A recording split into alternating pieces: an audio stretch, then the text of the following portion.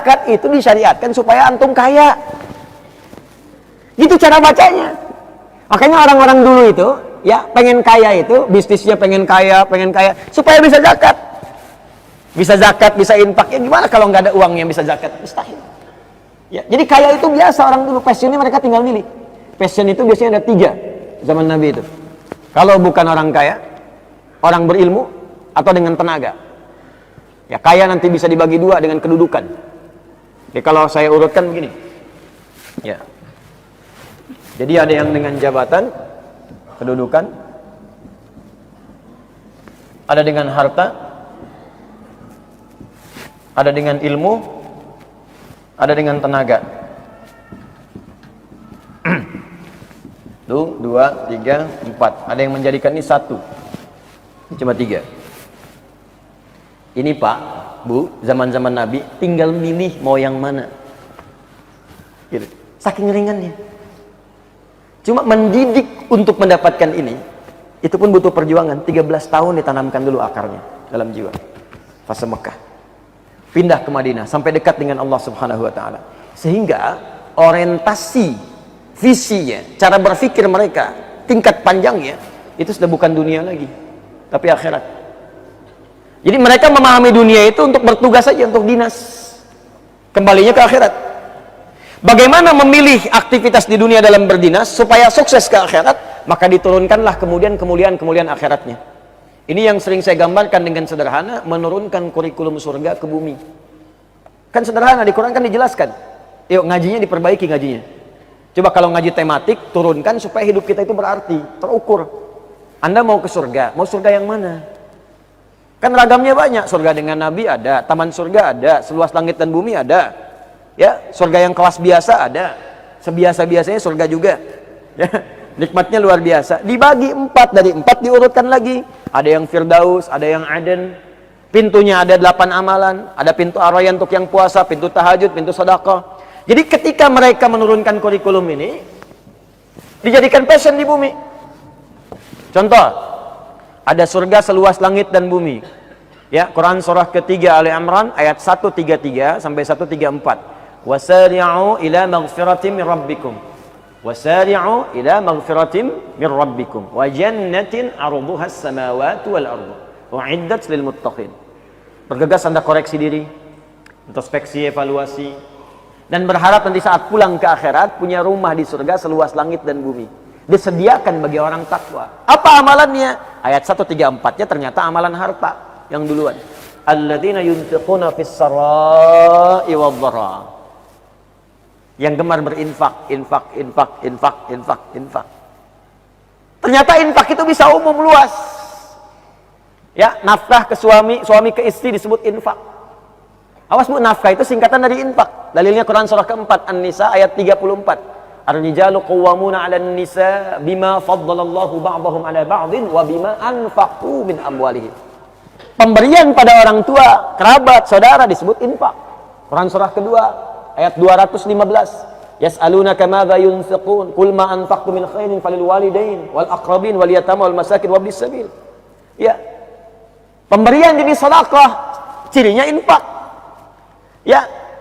Dalilnya apa? Quran surah Al-Baqarah ayat 264. Ya ayyuhalladzina amanu la tubtilu shadaqatikum bil manni wal adza kalladzi yunfiqu malahu ria'an nas. Dari sini muncul zakat. Zakat disebut sedekah. Quran surah 9 ayat ke-60.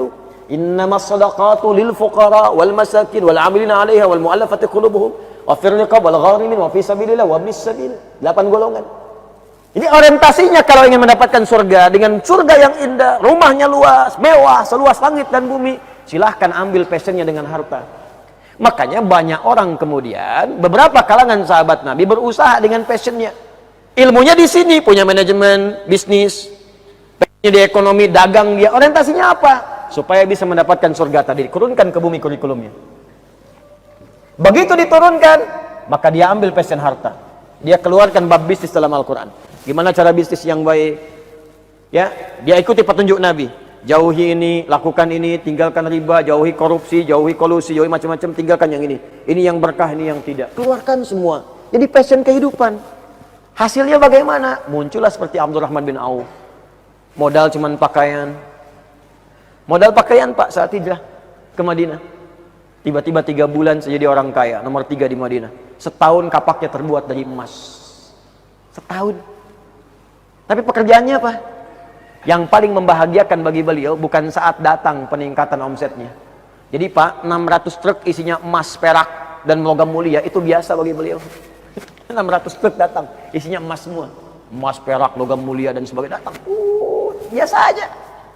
Kapak terbuat dari emas. Coba. Tapi apa pekerjaannya? Tiap hari dilihat orang Madinah. Siapa yang tidak mampu, disantuni sepertiga orang Madinah. Yang punya utang dibebaskan. Yang belum kerja, dikasih modal. Malamnya disebutkan gak ketinggalan tahajud, gak ketinggalan tahajud.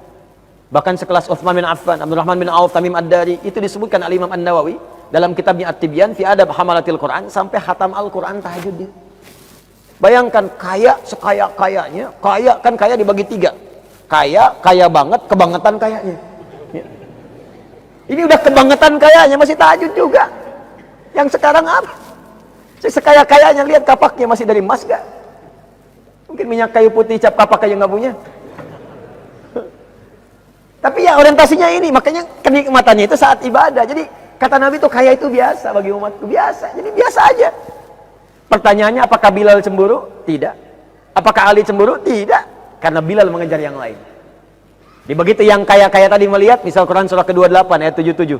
Wabtaghi fima atakallahu daral akhirah wa la tansa nasibaka minad dunya. Hei, hartamu pakai untuk cari akhirat, tapi jangan lupakan duniamu. Gaya silahkan.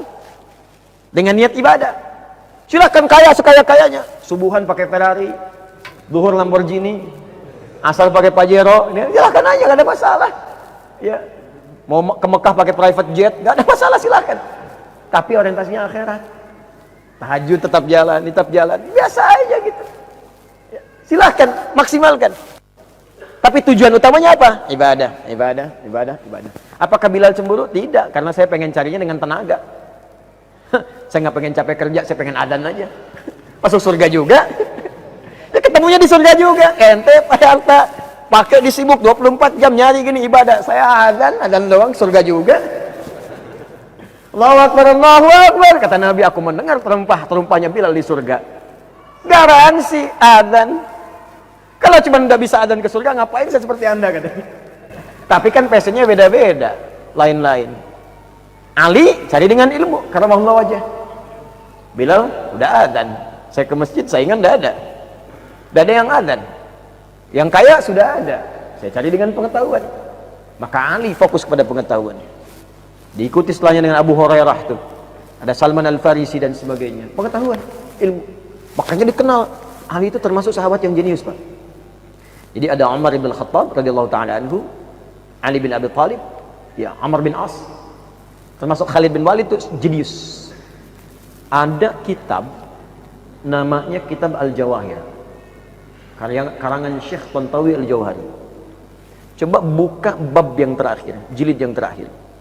Itu jilid paling terakhir itu suka ada teka-teki gitu. Ya, teka-tekinya bukan teka-teki silang kayak yang sekarang isi kotak sekian, ini kolom sekian, miring kanan, miring atas, silang gini, tidak, bukan. Itu permainan matematika, tapi menggunakan Al-Quran dan diinspirasi dari kisah nyata.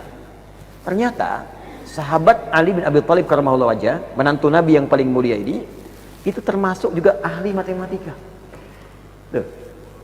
Ahli tafsir iya, ahli hadis iya, balaghah paling fasih, sampai punya sekarang kitab namanya Nahjul Balaghah. Tulis Nahjul Balaghah untuk menunjukkan kefasihan sahabat Ali bin Abi Thalib. Ternyata itu pakar matematika. Dan sering saya kisahkan ini, seorang mengadu kepada kepada Ali bin Abi Thalib, mengadukan istrinya. Ya Amirul Mukminin, istri saya selingkuh. Istrinya protes, tidak ya Amirul Mukminin, saya tidak. Selingkuh, tidak. Ditanya, kamu selingkuh? Tidak. Bersumpah mau? Saya bersumpah. Kamu dari mana tahu ya? Ada saksi? Tidak. Dari mana bisa katakan selingkuh? Masa 6 bulan sudah lahiran? Orang normal 9 bulan, dia 6 bulan katanya. Kata Ali, senyum Ali ketawa. Apakah engkau tidak baca firman Allah Subhanahu wa taala? Dibacakanlah Quran surah 46 itu, Al-Ahqaf ayat 15. Ya. Sampai kepada kalimat wa hamluhu wa fisaluhu 30 syahr. mengandung dan menyapihnya. Menyapih itu memberikan ASI sampai disapih selesai, itu 30 bulan. Terus kenapa? Apa engkau juga nggak baca firman Allah di Quran surat 31 Luqman ayat yang ke-14 itu? Ya, wasainal insana biwalidayhi hamalathu ummuhu wahnan ala wahnin wa fisaluhu fi amain. Seorang ibu itu mengandungnya luar biasa sulit, berat, sampai menyapihnya aja butuh 2 tahun. Ente nggak baca di Al-Ahqaf disebutkan ayat 15, mengandung, menyusui sampai disapi itu 30 bulan. Menyusui menyapih saja di Luqman 2 tahun, 2 tahun kan 4 bulan. Kalau 30 dikali 24 bukan kan 6 bulan, itu namanya prematur, Cepi. Ya kalau masih hidup sekarang mungkin begitulah. Itu namanya kelahiran prematur. Istilahkan begitu. Itu orang dulu begitu, Pak. Jago-jagoan lah. Ada yang logika, ada yang macam-macam, ada yang liberal, yang sejago-jagonya liberal zaman dulu tuh langsung sama anak kecil kalahnya. Sama anak kecil. Tokoh liberal nantangin para ulama sekota. Ya, merasa paling hebat, sama anak kecil dipanggil. Apa masalahnya katanya? Kamu yang mau lawan saya, kamu masih kecil ya. Masalahnya apa? Disebutkanlah, di mana keadilan Allah?